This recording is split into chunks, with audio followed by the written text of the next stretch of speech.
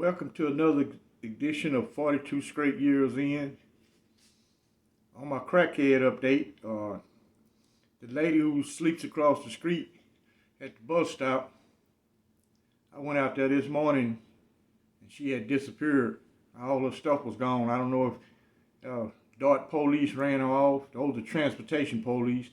The task force for homeless, they ride around looking for homeless encampments. And they place a yellow sticker on your camp, telling you got 7 days to vacate. And when they come back, they take all your stuff and throw it in the garbage truck. So I don't know what happened to this lady. She moved around. That's my crackhead update. Y'all know what it is. Get your shanks out and let's ride. Remember in several videos I had spoke on this nurse who lived in this complex that was out in the parking lot hiding behind a tree, buck naked, smoking crack.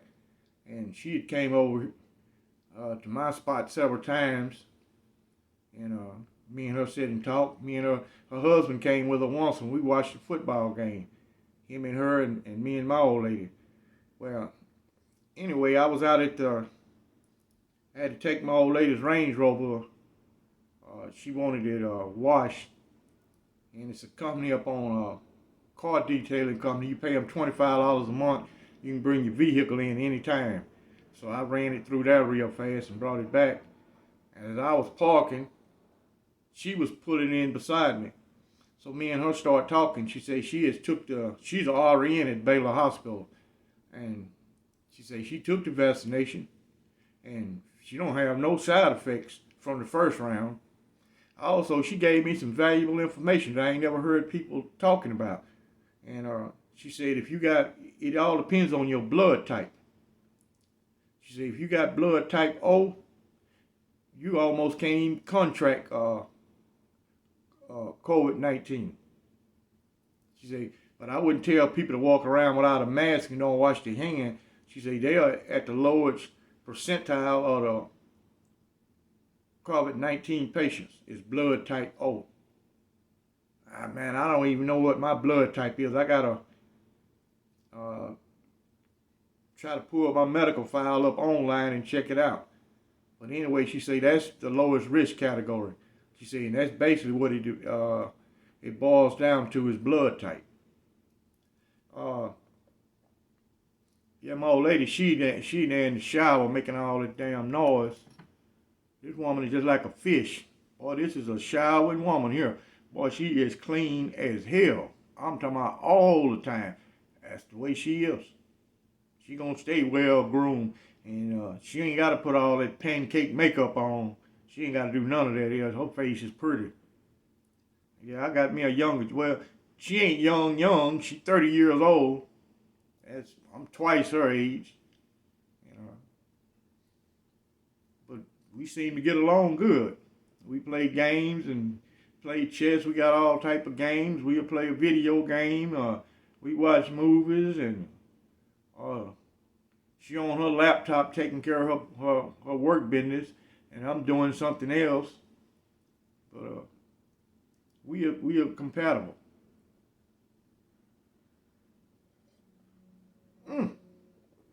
Yes. People had been asking me about the gloves. These are the gloves. They sell for $10 in TDCJ's commissary. Now, if you cut the fingers off, you risk getting your gloves confiscated, because if a gang officer will stop you and you got cut off gloves, he know most of those times those are used for fighting. Only people allowed gloves, it depends on where you work at. You won't have a problem. But you can't cut the fingers off. Now, back in the day, we could cut the fingers off. They were called pistols. You saw a lot of guys, some of them just had one glove. Always got it in his back pocket. That's when we had pocket on our clothes back in the day. We had 2 front pockets, 2 back pockets, a shirt pocket. Now they make these unisex clothes where men and women wear the same clothes. They only got one back pocket and a shirt pocket. That's it. It looked like a medical uniform. That's how Texas prison clothes look. Well, these are the gloves. I couldn't find my mellow. I looked through that storage, then I didn't look that good because it was so dusty in there, and I didn't want to get all dirty. But these are the gloves. They're already rigged up. All I had to do is slide my mellow in, put them on. I have a piece of felt on the inside. I took these loose and re-sewed them with a sewing machine. In the craft shop, they got sewing machines where you got to purchase it if you work in leather. And these are the gloves. I don't want a mini fight. Well, I done had several pair down through the years because some would get old and the leather get worn out. All I do is replace them.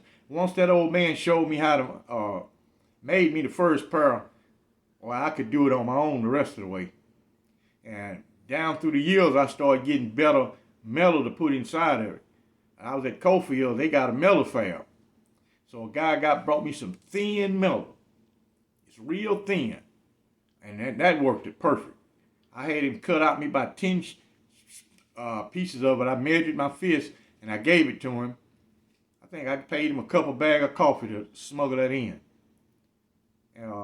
Everybody was curious about the gloves. Now, you can buy these gloves already rigged up, but inside of prison, you can't do that. You had to keep your edge. If you fighting the guy and he got a regular fist, and you got some iron in your gloves, if you can half-ass fight, that should be a rap. If you can half-ass fight, that is a rap. And I would just practice. Sometime I would go in my cell, man, and I'd practice throw 1,000 jabs with my left hand, and I'd switch over to my right hand. I always stayed in the fighting shape. Now, in one of my videos, I was speaking on this guy, young guy from Denver, Colorado, at the East Ham unit, who a guy was in the cell with, and he assaulted him, and the guy ended up dying because he was beaten all night.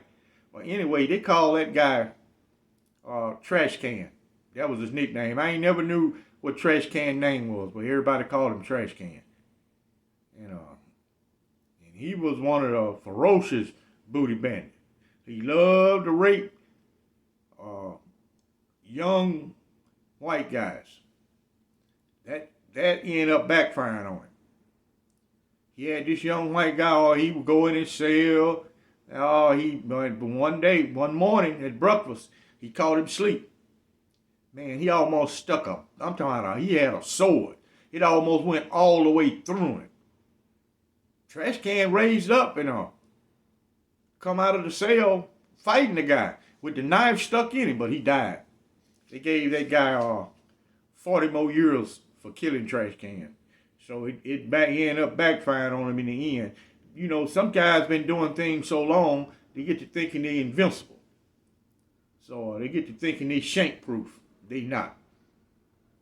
You know, the reason that guy got brutalized so bad, he only had a 4-year sentence. He's from Denver, Colorado. He don't know nobody in Texas. There's some guys sitting around in that day room. If you knew them, they'd gave you a knife so you could defend yourself.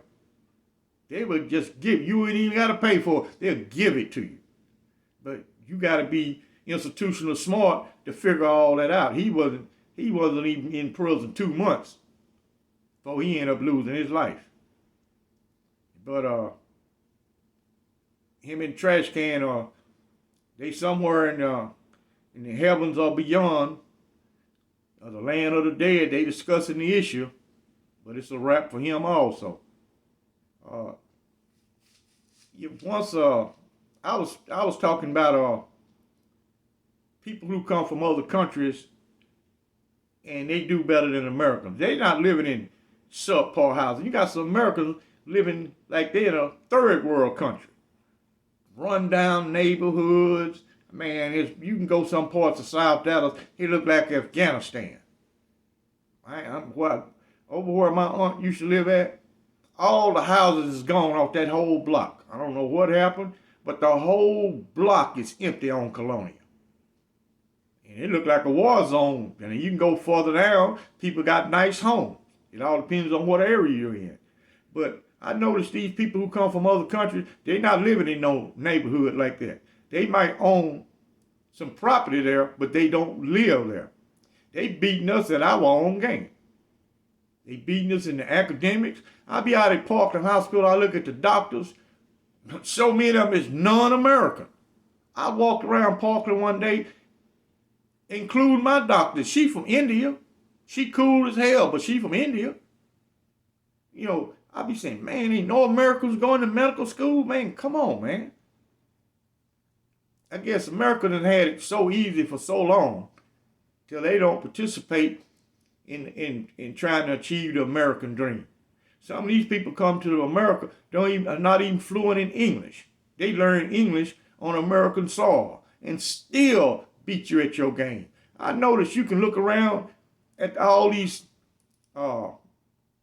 low-paying jobs. None of them is working there, not one. When they open a business, they hire their own people. You're not going to work there. If you see one working at 7-Eleven, her husband, her brother, her uncle, he owned that store. It's rare you see a Native American working in there. Now, I know a 7-Eleven up on Illinois, they got a couple of people who not from Somalia, Ethiopia, wherever these people from, who work in this store. But majority of them hire their own people. That's what keeps them in the game. They ain't got to go out on the job market. As soon as one of they immigrant homeboys get a business, he immediately employ them. But they're living in good neighborhoods. I'm not hating on these people. It's just that Americans seem to be done gave up. And they can do the same thing that these people do. One person told me, say, well, they give those people grants. Okay, you can apply for an SBA loan. They even got what they call guaranteed SBA loan. So, you know, to me, that's not no excuse. It's just people are, in the American society, most people got entitlement. Everybody wants something to just be given to them. They don't want to put no effort in it at all. If I didn't put no effort in trying to stay alive, I would probably be reincarcerated, because I have took more shit on the outside than I ever took on the inside. You wouldn't pull none of that shit on me, none of it, because I did not care about prison disciplinary. I didn't even care about it. Whatever happened, let it happen. I don't even worry about it. Out here, if you want to stay free, you can have that same attitude. You won't last a hot minute out here, because people will talk and they're going to call the cops on you. They got all these cameras. It's just a matter of time before you're going to get arrested. If you're in your vehicle, they get that license plate, it's a wrap for you. Some young guys, this Hispanic lady was selling an iPhone on Craigslist. So these two young black guys met up with her. They had no plans on buying the phone. They robbed the lady for the phone and killed her. Now, where she met them at, she tried to put safety on herself. She met in a public place. That still didn't save her life. But the cameras, they don't know they can track you from that phone. As soon as they turned that phone on, they knew the exact location. Within 2 hours, they had arrested both of them. And they still in the county jail. If they do not receive the death penalty, they will have life with no parole behind an iPhone. And once I made a comment about the violence here in Dallas, 80% of it is by young black males. That's who committing all these murders here. All got to do is look it up. 80% black males. And most of them are all young. And one guy said, it's Trump supporters. Man, you ain't got to worry about no Trump supporters in Dallas and maybe some other city. I'm going to Oak Cliff later on. And, man, ain't no Trump supporters around there. You know, the only whites live in Oak Cliff live over in Keesler Park and live around the golf course. And that's the largest neighborhood in Dallas, is Oak Cliff. Ain't no white people no threat to you in Oak Cliff at all. Matter of fact, where I'm going, you won't even see a white person. You might see one driving by. The bus drivers is black. Most of the cops you see patrolling there is black or Hispanic. You don't even see white people. So how in the hell is they a threat to you when they ain't even around you? I live over here in East Dallas. These white people live right here with me. They ain't no threat. I ain't seen not one white person here bother no one. They nose as hell, but they don't. I'm not seeing them commit no violent acts. Since I've been here, all they do is speak. It's some out there right now jogging, walking these old regular ass dogs and shit. But they ain't no threat to nobody. They just keep it moving. You know, it's hard. Every time you say something and it sounds anti-black, you got to be screwed up. If you say something about a woman, once I called a lady a busted pillberry doughboy looking woman, I had somebody come in the comment section and say, you bashing black women. Dude, it wasn't no race attached to that. That concerned any female built like a pillberry busted doughboy king. Yeah, that includes all of them. It ain't got nothing to do with the race. Everybody try to put the racial shit in it. I'm going to put the problem where, you know, they are the problem. Go downtown Dallas at night and see, pull out some money. Go to the 7-Eleven downtown on Griffin. Let me see you go in there and pull out a couple $100 bills and walk around in the West End. And see who's going to try to rob your ass. It ain't going to be no white people. It's going to be a young black dude. Guarantee it's going to happen. Go to South Dallas and flash some money. They should go over there at night and see how that's going to work out for you. You ain't got to worry about no white people in no South Dallas. It's some white people live there, but they are not no threat to you whatsoever. And there's plenty of white people live here in East Dallas. Who the hell you think living in all these high-end, high-rise apartments they got here? They steady building them. Plenty of white people live here. And they ain't shooting nobody. A man got killed the other night. Hispanic guy got killed. They killed him and set the apartment on fire. I guarantee you it wasn't a white guy who did that. I can almost guarantee that. But, you know, problem ain't gonna never get solved if you keep playing the blame game. Yeah, how the hell you gonna solve a problem when you know who causing the problem? Prisoner being, you was to go to the Blue Sterry Justice Center. That's the Dallas County Jail. I guarantee you go to North Tower, any one of those, it's predominant black in there. And Dallas police, you know, here, I don't even worry about them. If I done dealt with all them prison guards, these police is just the same as a prison guard to me. If he stopped me, I'm not even worried about it. No contraband is in my car. I'm not going to talk shit to this man. He got a 40 on his side. I don't got nothing but a cigarette lighter and some cigarettes and a cell phone and some car keys. That's all I got. And I got no warrants. I got liability on the vehicle. I'm not even worried about it. I keep my insurance right above my visor. In case if I'm ever stopped, I ain't got to reach for nothing. I can keep my hand up and reach in the visor and get the registration. I got it right there. The insurance is on my phone. I just pull it up and show it to him.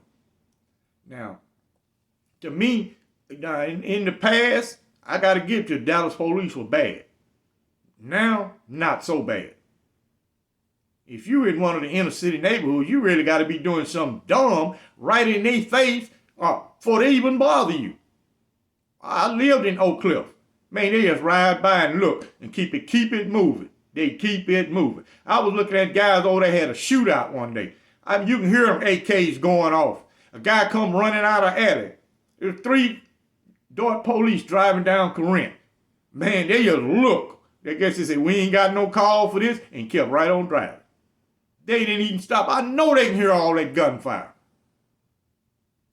You know, I'm not saying they're angels, but your own kind is more of a threat to you than they are. All these people being killed here in Dallas, 332 murders, 232 murders, they broke the record for the last 10 years. Houston had 335 murders. Houston is 3 times bigger than Dallas. Come on, man. That shows you it's a lot of crap going on here. Go out to Big T Plaza. Ain't nothing but young black dudes out there.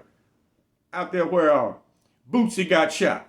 Ain't nothing but young black dudes. Right now, they everywhere. Cars, it's crowded like a summer gun. And where's the white people at? They not there. Well, all that shooting, I looked at them one day, have a big ass gang fight out there. Man, it's about 100 youngsters out in that parking lot fighting. I ain't seen not one white guy nowhere around. I seen some white police pull up with a paddy wagon, but I didn't see no white people involved in none of that. I'm not saying the white people is holier than thou, but I'm saying the young black male is more of a threat to you than any police or anybody else. These young guys, they broke. They want all these expensive items. They don't got the money to pay for it. And they looking at your iPhone where they can try to snatch it and run or snatch your jewelry. Like when I go out there, I take jewelry off. It's too many of them just standing around. They ain't buying nothing. They just hanging out. That's a hangout spot for them. I got to sip some of this, man. This is good as hell.